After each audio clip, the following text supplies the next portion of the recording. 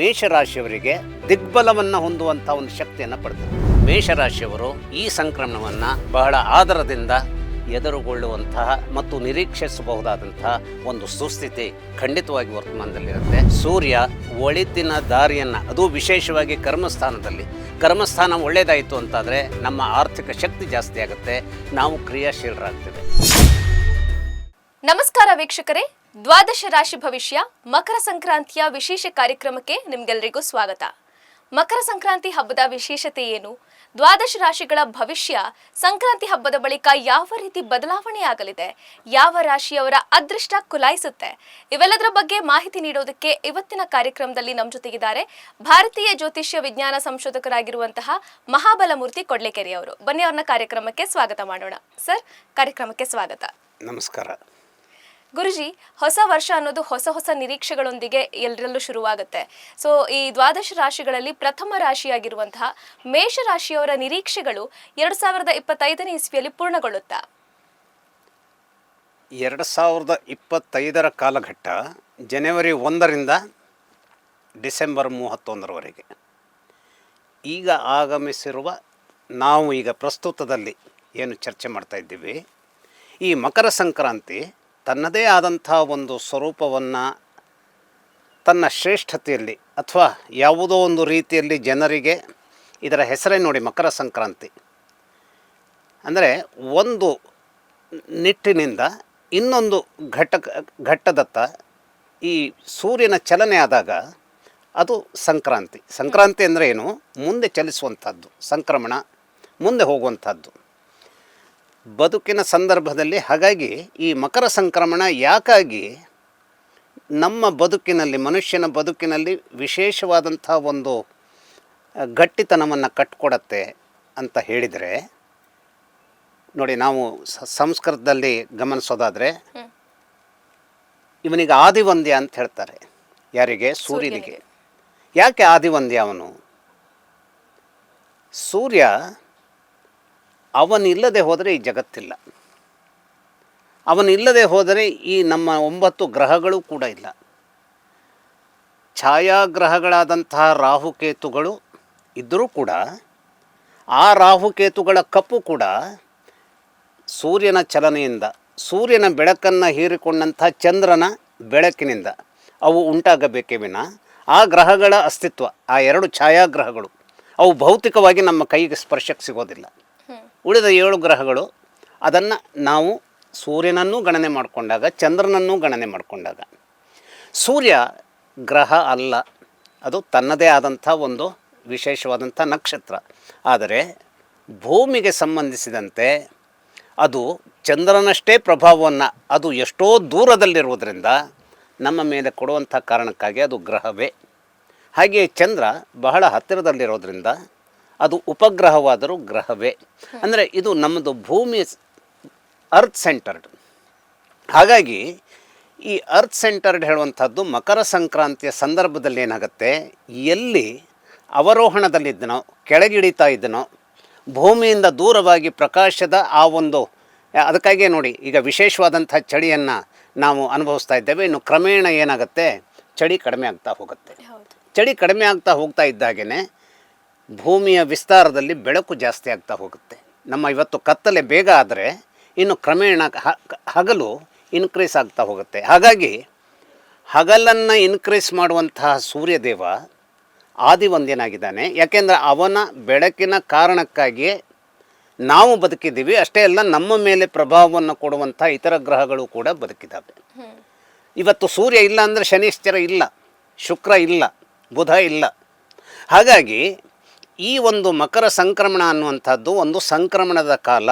ಅಂದರೆ ಇವತ್ತು ನಾವು ಅದರ ಬಗೆಗೆ ಹೇಳ್ತಾ ಹೋದರೆ ಇದು ಹೊಸ ಸುಗ್ಗಿಯ ಒಂದು ವಿಶೇಷವಾದಂಥ ಫಲಗಳು ಬರುವಂಥ ಕಾಲ, ಮನುಷ್ಯರು ಆತ್ಮೀಯತೆಯಿಂದ ಸಿಹಿಯನ್ನು ಹಂಚಿಕೊಳ್ಳುವಂಥ ಕಾಲ, ಸಂಭ್ರಮವನ್ನು ಪಡುವಂಥ ಕಾಲ. ಆದರೆ ಈ ಘಟ್ಟದಲ್ಲಿ ಮನುಷ್ಯನ ಮೇಲೆ ಸೂರ್ಯ ಕೊಡಬಹುದಾದಂತಹ ಒಂದು ಪರಿಣಾಮ ಏನು ಅನ್ನುವುದನ್ನು ನಾವು ಡಿಸ್ಕಸ್ ಮಾಡೋದಕ್ಕೆ ಇವತ್ತಿನ ಸಂದರ್ಭವನ್ನು ಉಪಯೋಗಿಸ್ಕೊಳ್ಳೋಣ. ಮೇಷರಾಶಿಯ ಮೇಲೆ ತಾವೇ ಕೇಳಿದ್ರಿ, ದ್ವಾದಶ ರಾಶಿಯವರ ಮೇಲೆ ಯಾವ ಪರಿಣಾಮವನ್ನು ಸೂರ್ಯ ಕೊಡಬಹುದು.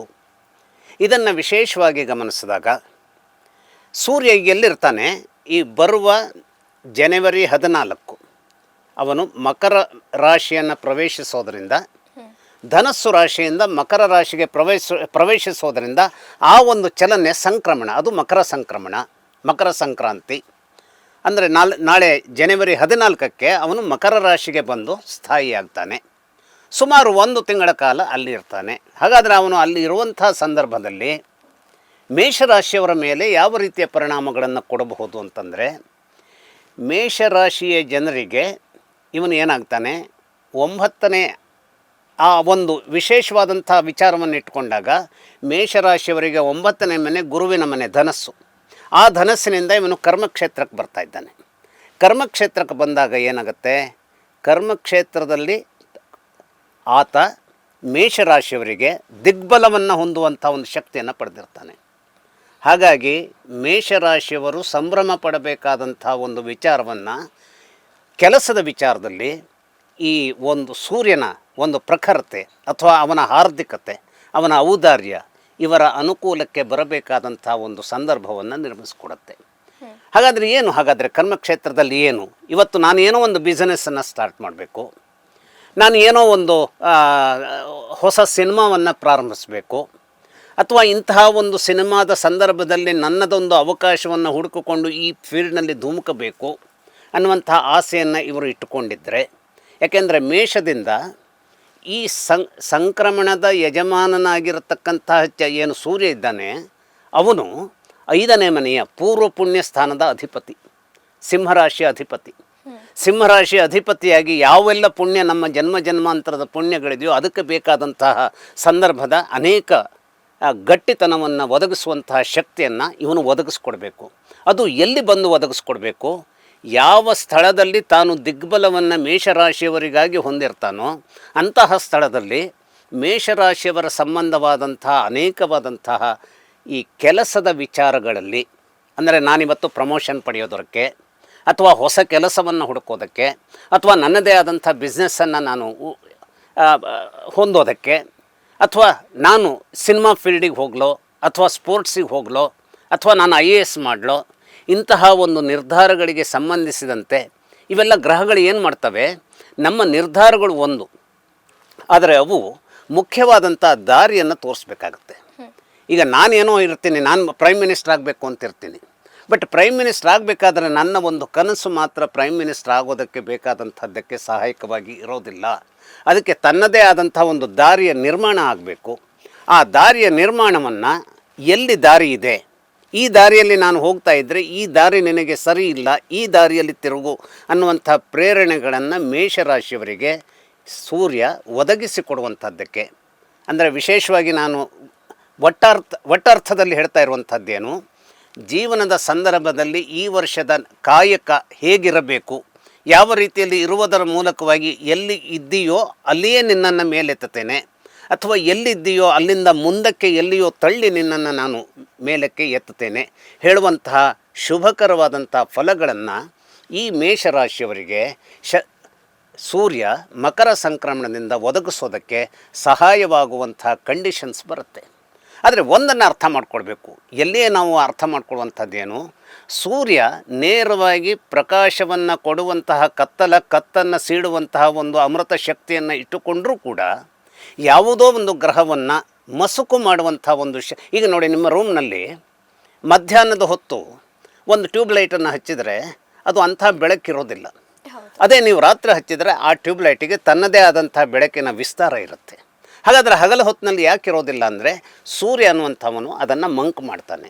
ಹಾಗೆಯೇ ನಿಮಗೆ ಒಳಿತನ್ನು ಒದಗಿಸಬಹುದಾದಂತಹ ಒಂದು ಗ್ರಹ ಮಕರದಲ್ಲಿ ಇದೆ ಅಂತಾದರೆ, ಇವತ್ತು ಗೋಚರದಲ್ಲಿ ನಿಮ್ಮ ಜಾತಕವನ್ನು ನೋಡಿದಾಗ ಅದು ಸ್ಪಷ್ಟ ಆಗುತ್ತೆ.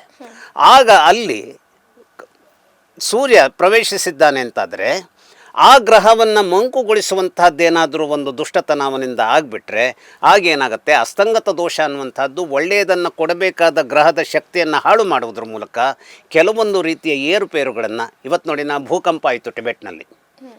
ಅಲ್ಲಿ ಭೂಕಂಪ ಆದಾಗ ಇದ್ದಕ್ಕಿದ್ದಂತೆ ಯಾವುದೋ ಒಂದಿಷ್ಟು ಯೋಚನೆಗಳನ್ನು ಇಟ್ಟುಕೊಂಡಂತಹ ಸ್ಥಿತಿಗತಿಗಳು ಏನಾಗುತ್ತವೆ, ಅದಲು ಬದಲಾಗ್ಬಿಡ್ತವೆ. ಯಾಕೆ, ಒಂದು ಭೂಕಂಪದ ಕಾರಣದಿಂದ. ಕನ್ಸ್ಟ್ರಕ್ಟಿವ್ ಆಗಿ ನಾವು ಮಾಡಬೇಕು ಅನ್ನುವಂಥದ್ದು ದಾರಿ ತಪ್ಪತ್ತೆ. ಹಾಗೆ ದಾರಿಯನ್ನು ತಪ್ಪಿಸುವಂಥ ಖಳನಾಯಕನೂ ಆಗದಿರಲಾರ ಅನ್ನುವಂಥದ್ದನ್ನು ಹೇಳೋದಕ್ಕಾಗೋದಿಲ್ಲ.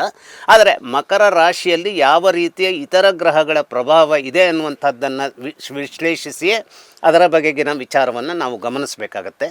ಆದರೆ ಒಂದಿಷ್ಟು ನೇರವಾದಂಥ ವಿಚಾರದಲ್ಲಿ ಸೂರ್ಯನ ವಿಚಾರವಾಗಿ ನಾವು ಮೇಷರಾಶಿಯವರಿಗೆ ಈ ವರ್ಷದ ಸಂದರ್ಭವನ್ನು ಊಹಿಸಿ ಹೇಳೋದಾದರೆ, ಯಾಕೆಂದರೆ ಈ ಒಂದು ಸಂದರ್ಭದಲ್ಲಿ ಸಂಕ್ರಾಂತಿ ಪುರುಷ ಅನ್ನುವಂಥವನು ಮಹೋದರಿ ಅನ್ನುವಂತಹ ಶಬ್ದದ ಅಂದರೆ ಹೆಸರಿನೊಂದಿಗೆ ಆತ ಪ್ರವೇಶಿಸ್ತಾನೆ. ಆ ಮಹೋದರಿ ಅನ್ನುವಂಥದ್ದೇನು, ಅದು ಖಳನಾಯಕತ್ವದ ಒಂದು ಅಂಶವೂ ಹೌದು, ಅಥವಾ ನಾಯಕತ್ವಕ್ಕೆ ಬೇಕಾದಂಥ ಮಹೋದರ ಅಂದರೆ ಏನು, ಭೂಮಿಯು ಮಹೋದರಿ, ಅವಳಲ್ಲಿ ಎಲ್ಲ ರೀತಿಯ ಖನಿಜಗಳು ಉಂಟು, ಎಲ್ಲ ಬಂಗಾರ ಉಂಟು.